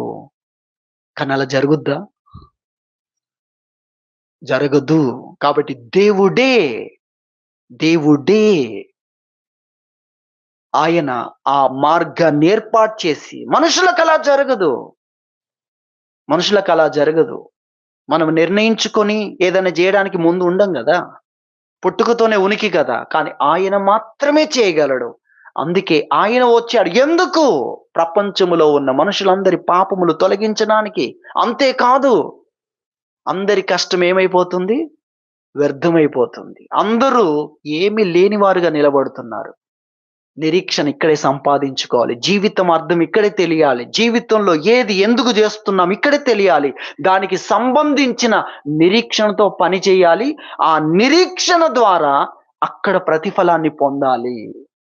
అదంతా ఇక్కడే తెలియాలి. జీవితం యొక్క విలువ అర్థం ఇక్కడే తెలియాలి అని ఆయన దిగివచ్చాడు. ఇవన్నీ ఉన్నాయి. ఇవన్నీ నిత్య జీవముంది. అలాగే కిరీటాలు సంపాదించాలన్న ఆస్తిపాస్తులు ఎలాంటివి? ఈ తొలగిపోయేవి గాదు. ఈ తొలగిపోయేవి కాదు. నువ్వు ఎక్కడికి వెళ్తే నీ నుండి ఎవ్వరు తీసివేయలేనిది నువ్వు సంపాదించాలి అనేది ఆయన మనకివ్వాలని ఆయన వచ్చాడు. నిత్య జీవమే కాదు. ఈ రోజున ఇక్కడ మనం చేసే భక్తి ద్వారా మనకు జీతాన్నిచ్చేదెవరు? దేవుడు. మన పనిని చూసేదెవరు? దేవుడు. మనకు ఆ పని చేసే టైం ఇచ్చేదెవరు? ఆ పని ఇచ్చేదెవరు? ఆ పనికి శక్తినిచ్చేదెవరు? దేవుడు. ఇవన్నీ విషయాలున్నాయి మనము గ్రహించాలి. కాబట్టి యోసేపుకు ఆ విషయాలు తెలియజేశాడు. ఇది ఎందుకు జరుగుతుందో తెలుసా? దేవుడు చెప్పాడు గదా! కన్యక గర్భం ధరిస్తుంది. ఆ గర్భము ధరించినప్పుడు వచ్చే ఆయన రక్షకుడు. తన ప్రజల పాపముల నుండి రక్షించడానికి ఈ ద్వారం గుండా ఆయన వస్తున్నాడు. ఈ ద్వారాన్ని స్థాపించాడు అన్న విషయాన్ని దేవుని వాక్యములో మనం చూస్తున్నాం. కాబట్టి నిజంగా ఎంతో ఆశ్చర్యకరమైన విషయాలు. నేను ముగింపులోనికి రావాలి గనుక యోసేపు జీవితంలో మనము తెలుసుకోవాల్సిన విషయంలో యోసేపు యొక్క విధేయత. ఇప్పుడు మనం జ్ఞాపకం చేసుకునేది యోసేపు యొక్క విధేయత. చాలా కోణాలు ఉంటాయి కానీ యోసేపు యొక్క విధేయత అన్న విషయాన్ని మనము గ్రహించాలి. దేవుడు చెప్పినది సంగతి ఎంత కష్టమైన, ఎంత లోతైన విషయమైనా, ఎంత లోతంటే మరి ఇట్లా జరిగితే ఎన్ని విషయాలు తెలుసా? ఆ విధానంలో కాకపోతే ఈ విధానంలో ఎన్ని చిక్కులు, ఎన్ని సమస్యలు, ఎన్ని వస్తాయి? ఇదంతటికి ఎవరికి సమాధానం చెప్పాలి? ఎవరెవరికి చెప్పాలి? ఎంతో లోతైంది, ఎంతో చిక్కులతో కూడుకున్నది. ఎన్నో విషయాలు, ఎన్నో ప్రశ్నలు, ఎన్నో అనుమానాలు, ఎన్నో అర్థం కాని విషయాలు ఆలోచిస్తే అన్నిటిని ప్రక్కన పెట్టి ఏం చేశాడు? మోకరించాడు, లోబడ్డాడు. అది అతని విధేయత. అది ఇక్కడ మనం గ్రహించాలి. ఆయన ఏం ఆలోచిస్తున్నాడు? తానే విడనాడాలనుకున్నాడు. ఇప్పుడు దేవుని మాటను బట్టి తానే అండగా నిలబడ్డాడు. అతని విధేయత చూడండి. తాను ఏ విషయాన్నైతే వదిలేద్దాం, ఏ విషయమైతే ఇక ఆ విషయాన్ని ఆలోచించకూడదు అనుకున్నాడో, దేవుడు చెప్పిన తర్వాత దాని కోసం ముందుగా నిలబడ్డాడు అతడు. విధేయత చూడండి. మనం ఏ విషయాన్నైతే మన మనసుకే పెద్దపీట వేస్తాం, ఏదైతే మనం వదిలేయాలి, ఇది చిక్కులతో కూడింది, ఇది ఇక నాకు వద్దు అని నిర్ణయించుకుంటావో, దేవుడు ఆ రోజు నీతో మాట్లాడితే ముందు నిలబడతావా నీవు? ఆలోచించాలి. మనము వాక్యంలో చూస్తే సౌలు తప్పిపోయాడు. దేవుడు దావీదును ఏర్పాటు చేసుకున్నాడు.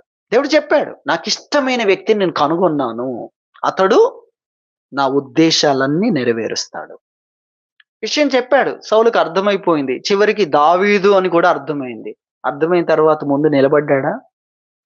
అర్థమైన తర్వాత నా రాజ్యములో ఈ వ్యక్తి నిజంగా యోగ్యుడు, దేశాన్ని కాపాడి కూడా నీ దాసుణ్ణి అని అంటున్నాడు. నువ్వెవరు అంటే నీ దాసుడైన వ్యక్తి కుమారుణ్ణి. ఇంత యోగ్యుడు, ఇంత తగ్గించుకునేవాడు తెలిసినా కూడా ముందు నిలబడలేకపోయాడు. దేవుడు ఏర్పాటు చేసుకున్న వ్యక్తి, ఈ వ్యక్తి కోసం అండగా నేను నిలబడతాను. నిలబడగలిగాడా? చూడండి, నిలబడలేదు. సౌలు దావీదు కొరకు నిలబడలేదు. దానికి బదులు ఏం చేస్తున్నాడు? సౌలు యోగ్యుడే, సౌలు మంచివాడే, అన్ని మంచిగా కనబడుతూ ఉన్నాయి. కానీ ఇక్కడ చూడండి, ఇక్కడ దేవుని ఏర్పాటుకు ఎలా మారాడు చూడండి. కానీ యోసేపు దేవుని ఏర్పాటు చిక్కులతో ఉన్నట్లుగా ఉన్నా, ఎవరికి సమాధానం చెప్పలేని పరిస్థితులున్నా, లేక వారు లోతుగా అడిగిన ఆయన చెప్పలేని పరిస్థితులున్నా, వాక్యం మాత్రమే చెప్పగలడు, మనసుతో చెప్పలేడు. విశ్వాసము ద్వారా దేవుని శక్తితో మాత్రమే. అంటే ఎన్నో విషయాలు, అర్థం కాని విషయాలు ఉన్నా, చిక్కులు ఉన్నా, ఇతరులకు చెప్పలేని తన వరకు తాను తెలుసు. నాకు తెలుసు, అందులో నేను విధేయత చూపిస్తాను అనేది యోసేపు యొక్క విధేయత మనల్ని సవాల్ చేస్తుంది. దేవుని మాట కొరకు నీ విధేయత ఏది? తగ్గించుకోమంటే నీ విధేయత ఏది? సహించమంటే నీ విధేయత ఏది? క్షమించమంటే నీ విధేయత. చాలా లోతైన విషయాలు ఉన్నాయి ఈ విషయాల్లో. వాక్యం ఏం చెప్తుంది? వాక్యం ఏం చెప్తుంది? మనం ఏం చేస్తున్నాం? ఇతరుల విషయాల్లో అనేకమైన కంప్లైంట్లు చేస్తున్నాం, సహించలేకపోతున్నాం. అలాంటప్పుడు నువ్వు అండగా నిలబడు, మంచి శిక్షణిచ్చే వ్యక్తిగా నిలబడు అంటే మనం ఏం చేస్తాం? నేను దీంట్లోనే ఎక్స్పర్ట్. ఏంటి? కంప్లైంట్లు చేయడంలో. భార్యను గురించి దేవుని దగ్గరికి వచ్చి కంప్లైంట్లు చేయడంలో నువ్వు అండగా నిలబడు అంటే కంప్లైంట్లు అయితే చేస్తాను. నిన్న ఏమైనా జరిగిందో తెలుసా? ఈరోజు పొద్దున్నే ఇలా జరిగింది, అలా జరిగింది, కంప్లైంట్లు చేస్తూ ఉంటావు. కానీ నువ్వు అండగా నిలబడు, ట్రైనర్గా నిలబడు అని చెప్తే ఎంతమంది నిలబడగలరు? ఆ విధంగా కుటుంబ సంబంధాల్లో మనం ఆలోచించాలి. ఉద్యోగం చేసే స్థలములో ఇతరులు మనల్ని ఇబ్బంది పెడుతూ ఉంటే దేవుడు ఏం చెప్తున్నాడు? ఇబ్బందిలో కూడా ఇబ్బంది పెట్టేవాడి క్రింద కూడా క్రైస్తవుడు ఉండాలని దేవుడు నిర్ణయిస్తే, ఇబ్బంది పెట్టేవాడు అర్థం చేసుకోవాలి, ఈ వ్యక్తి అందరిలా కాదు. నేను ఇబ్బంది పెడుతున్న ఈ వ్యక్తి ఎలాంటి వ్యక్తి? సహనం కలిగిన వ్యక్తి, ఓర్పు కలిగిన వ్యక్తి. నేను ఇబ్బంది పెట్టేది సరైంది కాదని తెలిసిన లోబడే వ్యక్తి. అతడు కనుగొనగలగాలి కదా, అతడు తెలుసుకోవాలి కదా. మీ సహనము సకల జనులకు, ముందు సహనం, తర్వాత విషయాల తర్వాత, ముందు సహించిన సాక్ష్యం అక్కడ కావాలి. ఇదేంటి న్యాయమా అన్యాయం? అది ఆ కులమానం కాదు. దేవుడు మనకు నేర్పించి ముందు సహనం. ఒక మాట అన్నా, ఒకటి అనవసరంగా కష్టపెట్టిన, అపార్థం చేసుకొని చేసిన మనము ముందు చూపించాల్సిందేంటి? ముందు ఆ వ్యక్తి గురించి దేవుని దగ్గర అడుగుడు కాదు, ముందు నేను ఎవరిని అనేది మనం చూడాలి. ముందు నాకు ఆత్మీయత ఉందా, ముందు నాకు దైవభక్తి ఉందా అనే విషయాలు చాలా ప్రాముఖ్యం. వాక్యం మనకేం చెప్తుందో ఆ విషయాల్లో ఎంతవరకు మనం లోబడుతున్నాం, ఎంతవరకు మనం కంప్లైంట్ చేసే స్థలములోనే మనము సహాయం చేసే వ్యక్తులుగా. శిక్షణ ఇచ్చే వ్యక్తి ఏం చేస్తుంటాడు? కంప్లైంట్లు చేస్తాడా? నవ్వుతూ ఇది ఇలా కాదు, ఇలా చెయ్యాలి అంటాడు కదా. ఇలా చేస్తున్నా, అలా చేస్తున్నారు అని ఎవరికైనా కంప్లైంట్ చేస్తాడా? కంప్లైంట్ చేయడు. ఎందుకంటే ఇతను నేర్పించే వ్యక్తి కదా. కాబట్టి అతన్ని నేర్చుకో రాని స్థితిని బట్టి జాలి పడతాడు. ఆ విధంగా దేవుని వాక్యం మనకు తెలియజేస్తుందనేది మనం గ్రహించాలి. కాబట్టి యోసేపు యొక్క విధేయత ఎంత అద్భుతముగా ఉంది అనే విషయాన్ని మనం చూస్తున్నాం. అలాగే యోవాబుకు బదులు దావీదు అమాషాను ఏర్పాటు చేసుకున్నప్పుడు యోవాబు అండగా నిలబడలేకపోయాడు. నేనే కదా సైన్యాధిపతిని. ఇప్పుడు ఈ స్థానములో నా సహోదరుడైన అమాషాను ఏర్పాటు చేసుకున్నాడు దావీదు. కాబట్టి అతనికి నేను అండగా ఉండాలి, ఈ విషయాలన్నీ అతనికి చెప్పాలి, ఏమేమి ఉందో. ఈ యూదా ప్రజల మీద సైన్యాధిపతిగా అతడు ఉండాలని దావీదు కోరుకున్నాడు. కాబట్టి అతనికి నేను అండగా ఉండాలి, నా సహోదరునికి అన్ని విషయాలు చెప్పాలి అని అనుకోలేదు. అనుకోకుండా నా స్థానానికి అడ్డం వస్తున్నాడు, దావీదుని ఏం చేయలేనని ఇతని చంపేశాడు. చూసారా? అంతవరకు నమ్మకస్తుడు. అంతవరకు అసలు యోవాబుని గురించి చూస్తే ఇంత అద్భుతమైన వ్యక్తి దావీదుకు ఉన్నాడా అనిపిస్తుంది మీకు. మరి అంత అద్భుతమైన వాడు ఇంత ప్రమాదకరమైన వ్యక్తి అయ్యాడు. ఇక్కడ చూడండి యోసేపు యొక్క విధేయత సవాల్ చేస్తున్న విషయాన్ని మన వాక్యంలో చూస్తున్నాం. అదే దేవుని వాక్యములో సౌలు దావీదుకు అండగా లేడు కానీ సౌలు కుమారుడైన యోనాతాను యోనాతాను రాజుగా కావాలి సౌలు తర్వాత. కానీ యోనాతానుకు అర్థమైంది ఎవరిని ఏర్పాటు చేసుకున్నాడు దేవుడు? దావీదును నాకు బదులుగా ఏర్పాటు చేసుకున్నాడని దావీదుతో అంటున్నాడు, నేనెప్పుడు నీ వెనకాల ఉంటాను, నేనెప్పుడు నీకు సహకారిగా ఉంటాను, నీ అనుచరుడుగా ఉంటానని చెప్తున్నాడు. ఎవరు? రాజకుమారుడు. యోనాతాను ఏ విధానంలో ఉన్నాడో మనం చూస్తున్నాం. కాబట్టి అటువంటి విధేయత ఇదిగో ఈ యొక్క యోసేపులో దేవుని మాట కొరకు అప్పటి వరకు తాను ఏమనుకున్నా, వీడనాడ ఉద్దేశించిన, ఎలా ఆలోచించిన దేవుడు చెప్పిన మాట తెలుసుకొని సత్యాన్ని తెలుసుకున్న తర్వాత పూర్తిగా తన అజ్ఞానాన్ని, తన ఆలోచన విధానాన్ని, తన అన్నిటిని ప్రక్కన పెట్టి అన్నిటిని కొట్టివేసి దేవుడు చెప్పిన మాట నెరవేర్చడానికి విధేయత చూపించాడన్న విషయాన్ని మొదటిగా మనం చూస్తున్నాం. అలాగే రెండో విషయాన్ని మనం జ్ఞాపకం చేసుకున్నట్లయితే, రెండో విషయంలో ఇక్కడ దేవుని వాక్యములో 24 నుండి చూస్తే, యోసేపు నిద్ర మేలుకొని ప్రభుదూత తనకు ఆజ్ఞాపించిన ప్రకారము చేసి తన భార్యను చేర్చుకొని ఆమె కుమారుని కనువరకు ఆమెను ఎరుగకుండెను. ఇది రెండో విషయం. చేర్చుకున్నాడు, ఎరుగకుండా ఉన్నాడు అనేది రెండో విషయం. చూడండి, చేర్చుకున్నాడు, తన భార్యను చేర్చుకున్నాడు, కానీ కుమారుని కనువరకు ఇప్పుడు ఎలా ఉండాలి? ఆమెను సమీపించకూడదు. శారీరకంగా, మానసికంగా దూరంగా ఉండాలి.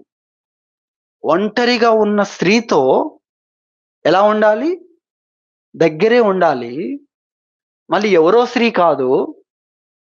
శారీరకంగా, మానసికంగా ఎలా ఉండాలి? దూరం ఉండాలి. చూడండి ఎటువంటి విషయమో. ఇది కూడా ఆశ్చర్యం, అతని విధేయత. దేవుడు కూడా ఈరోజు మనకు ఎన్నో విషయాలు చెప్తున్నాడు కదా. ఆలోచించకూడదనేవి ఉన్నాయి, చూడకూడదనేవి ఉన్నాయి, వినకూడదు, వినుటకు ఆసక్తి వినకూడని విషయాలు ఉన్నాయి. దేవుడు ఈ రోజున కూడా అనేకమైన విషయాలు తెలియజేస్తున్నాడు. ఇదిగో ఈ మార్గంలో నడవకు, అలాగే నువ్వు చూస్తున్న వాటిని ఆశించకు. ఎన్ని విషయాలు దేవుడు చెప్తున్నాడు. మనం ఎలా ఉన్నాం? మన విధేయత ఏది? యోసేపు విధేయత చూడండి, శారీరకంగా, మానసికంగా దగ్గరే ఉన్నా ఎలా ఉన్నాడు? దూరంగా ఉన్నాడు. ఆశించని వ్యక్తిగా ఉన్నాడు, ఆలోచించని వ్యక్తిగా ఉన్నాడు. నేను అండగా ఉండడానికే ఈ సమయంలో దేవుడు నన్ను ఉంచాడు. ఎక్కడో దూరంగా వెళ్ళేది కాదు, దగ్గరే. కొన్ని విషయాల్లో దగ్గరే ఉండాల్సి ఉంది. మనము ఆ యోసేపును గురించి కూడా చూస్తే, యాకోబు యొక్క కుమారుడు యోసేపును గురించి కూడా చూస్తే, అతడు ఎక్కడ పని చేయాలి? ఆ యజమాని ఇంట్లో. అక్కడే శోధన. అక్కడి నుండి పారిపోవచ్చు కదా, పారిపోయేది లేదు. ఎందుకంటే ఇతడు ఎవరు? దాసుడు, బానిస. ప్రతిరోజు దినదినము అనే విషయం అక్కడ కనబడుతుంది. ప్రతి దినము జరుగుతుంది. ప్రతిదినం జయించే వ్యక్తిగా ఎవరికి లోబడుతున్నాడు? శరీరానికి కాదు, దేవునికి. ఈ లోకం మనల్ని ఆకర్షిస్తూ ఉంటుంది, శరీరము మనల్ని ఆకర్షిస్తుంటుంది. అపవాది అనేకమైన విషయాలు మన ముందు పెడుతూ ఉంటాడు. మనం ఎవరికి లోబడుతున్నాం? శరీరానికి, మనస్సుకు, అపవాదిక లేక దేవునిక? ఏది మన విధేయత? దేవునికి లోబడేది ఏది? దేవుని మాట నీకు తెలియదా? దేవుని వాక్యము నీకు తెలియదా? కుటుంబములో కానీ, ఉద్యోగ స్థలములో కానీ, రకరకాల స్థలాల్లో కానీ మనము దేవుడు ఆలోచించకూడదు అన్నది ఆలోచించకుండా ఉండాలి. ఆశించకు అన్న విషయము ఆశించకుండా ఉండాలి. శారీరకంగా, మానసికంగా దేనికి నువ్వు లోబడుతున్నావు? ఎవరికి నువ్వు లోబడుతున్నావు? యోసేపు దేవునికి లోబడ్డాడు, చేర్చుకున్నాడు, ఎరగకుండా ఉన్నాడు అనే విషయం నిజంగా ఎంత కష్టతరమైన విషయం. సమయం అయిపోయింది కనుక నేను ముగిస్తున్నాను. అనేకమైన ఈ రెండు విషయాలకు అనేకమైన ఎగ్జాంపుల్స్ ఉన్నాయి వాక్యం అంతట్లో. అలాగే జీవితంలో కూడా మనల్ని సవాల్ చేసే అనేకమైన విషయాలు ఉన్నాయి. ఏదేమైనా అడుగడుగునా నువ్వు ఎవరికి లోబడుతున్నావు? సాతానుక, దేవునిక? దేవుని వాక్యానిక, నీ మనస్సుక? దేనికి లోబడుతున్నావు? పాపులు నిన్ను ప్రేరేపింపగా ఒప్పకు. వారు నేను ప్రేరేపిస్తాడు, ఇదిగో మనకు లాభం దొరుకుతుంది, మనమంతా ఒకటే గుంపుగా ఉంటాం, మనం ఏలుబడి చేస్తాం అని నిన్ను ప్రేరేపిస్తారు. కానీ నువ్వు ఒప్పకు, అంగీకరించకు. అటువంటి బెనిఫిట్స్ కు, అటువంటి విషయాలకు నువ్వు లొంగిపోకు అని వాక్యం చెప్తుంది. ఎవరికి మన విధేయత చూపిస్తున్నా. కాబట్టి మన విధేయతను గురించి ప్రభు తెలియజేస్తున్నాడు. అలాగే మరొక విషయాన్ని మనం చూస్తే, గుర్తింపు లేకున్నా ఆ గుర్తింపు అంతా కూడా యేసు ప్రభుకు, మరియమ్మకు. జ్ఞానులు వచ్చిన తల్లిని శిశువులు. మీరు వాక్యంలో చూస్తే యోసేపును అనేది ఉండదు. తల్లి శిశువు. ఆయనకేం ప్రత్యేకత లేదు.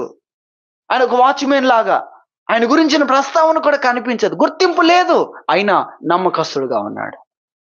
మనం గుర్తించని పరిస్థితుల్లో దేవుడు మనల్ని చూస్తే ఎలా ఉన్నాం? పని వదిలేసి, గొర్రెల మందను వదిలేసి, దేవుడిచ్చిన బాధ్యతలు వదిలేసి పోతే పోని, నాకు ప్రత్యేకత లేనప్పుడు అంత నేను చేసి నాకు ప్రత్యేకత లేదు. కుటుంబంలో తండ్రి తల్లి అలా అనుకోరండి కదా. అందుకే అది ప్రత్యేకమైన స్థానం. వారు అన్నీ చేస్తారు, వారు ఎలా ఉంటారు? మాకు దీనికి సంబంధం లేదన్నట్లుగా ఉంటారు. అంటే గుర్తింపు కోసం వాళ్ళు ఎప్పుడు చూడరు, చెయ్యరు. ఇక్కడ యోసేపుని గురించి చూస్తే గుర్తింపు లేకున్నా నమ్మకంగా ఉన్నాడు.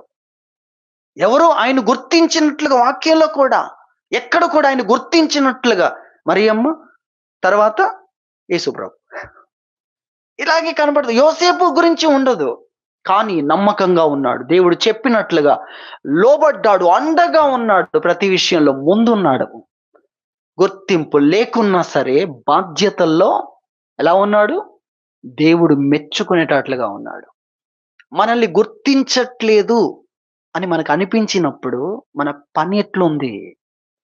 మన బాధ్యతలు నెరవేర్చేది ఎట్లుంది? గాలికి వదిలేసి, ఎక్కడివక్కడే పడేసి, సంబంధం లేనట్లుగా అలా కాదు. నువ్వు ముందుండాలి. గుర్తింపు లేకపోయినా నువ్వు ఎలా ఉండాలి? నమ్మకంగా ఉండాలి. నన్ను గుర్తించేవాడు దేవుడు, నాకు పనినిచ్చినవాడు దేవుడు, నన్ను ఈ స్థానంలో పెట్టినవాడు దేవుడు. కొన్నిసార్లు భార్య గుర్తించకున్న భర్త ఎలా ఉన్నాడు? యోబులాగా ఉన్నాడు. యోబు ఎలా ఉన్నాడు? నువ్వు చచ్చిపో అన్నా నా ఊపిరి నా భార్యకు అసహ్యము. మరి పరిస్థితులు అలా ఉన్నాయి. ఈయన పరిస్థితిని చూస్తే ఆమె ఆ విధంగా ఆలోచిస్తుంది. అయినా యోబు ఎలా ఉన్నాడు? ఎలా ఉన్నాడు? తన స్థానంలో గట్టిగా ఉన్నాడు. హల్లెలూయా! ఎలా ఉన్నాడు? తన స్థానంలో. నువ్వేమనుకున్నా దేవుడు నన్ను ఈ స్థానంలో ఉంచాడు, నేను ఈ స్థానంలో ఉంటాను. నీ గుర్తింపు, నీ గౌరవము, నీ విధేయత, నీవు నన్ను సన్మానించడము, మంచి మాటలు పలకడము, సహకారిగా ఏవి లేకపోయినా నన్ను ఈ స్థానంలో ఉంచాడు, నేనుంటాను. నేను అలాగే ఆ స్థానాన్ని బట్టి దేవుణ్ణి స్తుతిస్తూనే ఉంటాను, ఆనందిస్తాను. అలాగే ఉన్నాడండి యోబు. తన స్థానంలో కరెక్ట్ గా ఉన్నాడు, ఆమె లేకపోయినా ఉన్నాడు. చూడండి ఎటువంటి గొప్ప విషయం. అందుకే తల్లిదండ్రుల ప్రేమను చెప్తారు, భార్య భర్తలు చెప్పారు. చూడండి, ఎందుకంటే భర్త విషయంలో భార్య అలా లేకపోయినా, కుమారుని విషయంలో కుమార్తె విషయం లెక్క చేయకపోయినా అల్లాడిపోతూ ఉంటారు, ఆరాట పడుతూ ఉంటారు. అందుకే అది గొప్ప ప్రేమగా కనబడుతూ ఉంది. మనము దేవుని పిల్లలుగా మనము గుర్తింపు లేకున్నా నమ్మకంగా ఉండాలి. దేవుడు మనకేం అనుగ్రహించాడో అది 100 సంవత్సరాల కోసం కాదు, అది యుగాయుగముల కోసం అన్న విషయాన్ని మనం గుర్తించాలి. కాబట్టి గుర్తింపు లేకపోయినా దేవుడు నన్ను గుర్తిస్తున్నాడు, దేవుడు నాకు పనినిచ్చాడు, దేవుడు ఈ స్థానంలో నన్ను పెట్టాడు. కుటుంబం ఇంకా ఎందుకు బతుకుతున్నా అని అంటున్నా. రోగాలు వచ్చినా, కుటుంబ సభ్యులు చూసేవారు లేకపోయినా దేవుడు నన్ను ఉంచాడు, నేను దేవుని స్తుతిస్తూ ఉంటాను. లాజరు చూడండి, లాజరు ఏ స్థితిలో ఉన్నాడు? ఈ లోకంలో ప్రేమించేవారు లేరు, పోనీ పర్వాలేదన్న పరిస్థితి లేదు. శరీరం ఎలా ఉంది? కురుపులతో నిండింది. పరిస్థితి అంతా భయంకరం. కానీ సనుగు లేదు. ఆ పరిస్థితులు దేవుడు ఉంచాడు గనక అతడు ఆ పరిస్థితిలో చక్కగా ఉన్నాడు. అందుకే అతని స్థానం చూడండి, ఎవరికి రాజులు కూడా దొరికిన స్థానం అతనికి దొరికింది. ఎందుకు? ఏదో ఉంది. కనిపెట్టండి మీరు, ఏదో ఉంది. లేకపోతే ఏంటది? అందరేమో పబ్లిక్, ఆయనేమో స్టేజ్ మీద. మళ్ళీ ఎక్కడ? అబ్రహాం దగ్గర ఎటువంటి ప్రియమైన స్థానం. అంటే ఏంటి? తనకు దేవుడిచ్చిన స్థానం ఎలాంటిదైనా ఎలా ఉన్నాడు? స్థిరంగా ఉన్నాడు. ఎవరు కోరుకున్నా కోరుకోకపోతే దేవుడు నన్ను కోరుకుంటున్నాడు. ఎవరు వద్దన్నా ఈ స్థానంలో ఇదిగో నా కుమారుడు, నా కొడుకు, కోడలు అందరూ నా స్థితిని చూసి అలా అంటున్నా, నేను ఈ స్థానంలో దేవుడు పెట్టా, నేను ఉంటాను. వృద్ధాప్యంలో ఉన్నవారైనా మిమ్మల్ని ఎవరు లెక్క చేయకపోయినా దేవుడు నన్ను ఈ స్థానంలో పెట్టాడు, నేను ఉంటాను, బలంగా స్థిరంగా ఉంటాను. అర్థమవుతుంది. అది గొప్ప విషయం. కానీ అనవసరమైన ఈగో అది వచ్చి నేనెందుకు ఉండాలి, నేనెందుకు పనివాడు పిలిస్తే పలకట్లేదు. యోబు యోబు యొక్క పనివాడు. యోబు ఎవరు? ఊజు దేశంలో కాదు, తూర్పు దిక్కున్న దేశాలన్నిట్లో గొప్పవాడు. అలాంటి వ్యక్తికి ఈ రోజు ఏ స్థితి వచ్చిందో తెలుసా? పనివాణ్ణి బతిమిలాడుకుంటున్నాడు. బతిమిలాడుకుంటున్నాడు. నేను పిలిస్తే రాలేదు. సరే నేనే అడ్జస్ట్ అవుతాను. ఎందుకు? దేవుడు ఆ స్థితిలో ఉంచితే నేను ఆ స్థితిలో బలంగా ఉంటాను. చూసారా? గుర్తింపు లేకపోయినా నమ్మకంగా ఉండడం అంటే ఏంటో చూసారా? దేవుడు మెచ్చుకుంటాడు.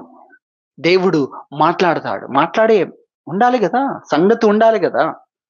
దేవుడు వివరించి చెప్పేంత పని మనది ఉండాలి గదా! ఉండాలంటే మనుషుల గుర్తింపు కాదు. మనుషుల గుర్తింపు లేకపోయినా దేవుడు నన్ను ఆ స్థానంలో ఉంచాడు. నేనెలా ఉంటాను? బలంగా ఉంటాను. ఉద్యోగ స్థలంలో ఎవరు నిన్ను ఇష్టపడకపోయినా, అందరూ నిన్ను తొక్కాలని చూసినా గూడా ఎలా ఉండాలి? కుటుంబంలో కూడా దేవుడు నన్ను ఈ స్థానంలో ఉంచాడు. నేను ఉంటాను. బలంగా ఉంటాను. దేవుని స్తుతిస్తూ ఉంటాను. అర్థమవుతుందా? కొన్ని సందర్భాల్లో భక్తులు నన్ను చూసిన వాడు ఉమ్మివేయక మానడు అంటాడు. అటువంటి పరిస్థితి ఎదురైనా నువ్వు ఉమ్మి వేస్తున్నావు, నేను ఈ స్థానంలో ఉంటాను. దేవుడు నన్ను ఉంచాడు. నేను బలంగా ఉంటాను. నేను దేవుని స్తుతిస్తాను. గుర్తింపు లేకపోయినా నమ్మకంగా ఉన్నాడు. మరుగై ఉన్నాడు. నేను ఇక్కడ చెప్తున్నాను. దేవుడు అక్కడ చెప్తాడు మీకు మెసేజ్. అర్థమైందా? ఎక్కడ పరలోకానికి మనం వెళ్ళిన తర్వాత అప్పుడు యోసేపు గురించి చెప్తుంటే అవును ఇదేదో విన్నాం అప్పుడు మీకు గుర్తు వస్తుంది. మన విధేయత ఏ విధంగా ఉంది? దేవుని ఎడల మన విధేయత. ఎప్పుడు దేవుని దగ్గరికి వెళ్ళి ప్రభువా వాళ్ళు ఇట్లా ఇట్లా చూస్తున్నారు, వాళ్ళ చూపులు ఇలా ఉన్నాయి, వాళ్ళ పరిస్థితులు ఇలా ఉన్నాయి, ప్రభువా నువ్వే అడ్జస్ట్ కావాలి, నువ్వే అడ్జస్ట్ కావాలి, ఇక్కడ నుండి పంపించేయాలి అని ఆయనకు చెప్పడం కాదు. మనం తెలుసుకోవాలి ఆయన ఈ స్థితిలో ఉంచాడంటే నేను దేవుని స్తుతిస్తాను, ఆయన గుర్తిస్తున్నాడు, నమ్మకంగా నేను ఉంటాను అని మనము యోసేపు జీవితంలో గొప్ప విధేయతను చూస్తున్నాం. ఆ విధేయత మనం కలిగి ఉండాలని, దేవునికి విధేయత కలిగిన వారుగా మనల్ని మనం కనపరుచుకున్నప్పుడు అనేకులకు దీవెనకరంగా దేవుడు మనల్ని చేస్తాడు. అప్పుడు మన గిన్నె నిండడం కాదు, అది నిండి పొర్లుచు అనేకుల కొదువలను తీర్చగలుగుతుంది. అంతటి అంతస్తులు దేవుడు మనల్ని ఉంచడానికే అటువంటి పరిస్థితుల గుండా దేవుడు నడిపిస్తాడు. కాబట్టి మనము దేవునికి విధేయత చూపిస్తూ అనేకులకు దీవెనకరంగా ఉండాలని ప్రభు తెలియజేస్తున్నాడు. దేవుడి వాక్యం దీవించును గాక. ప్రార్థన చేసుకుందాం.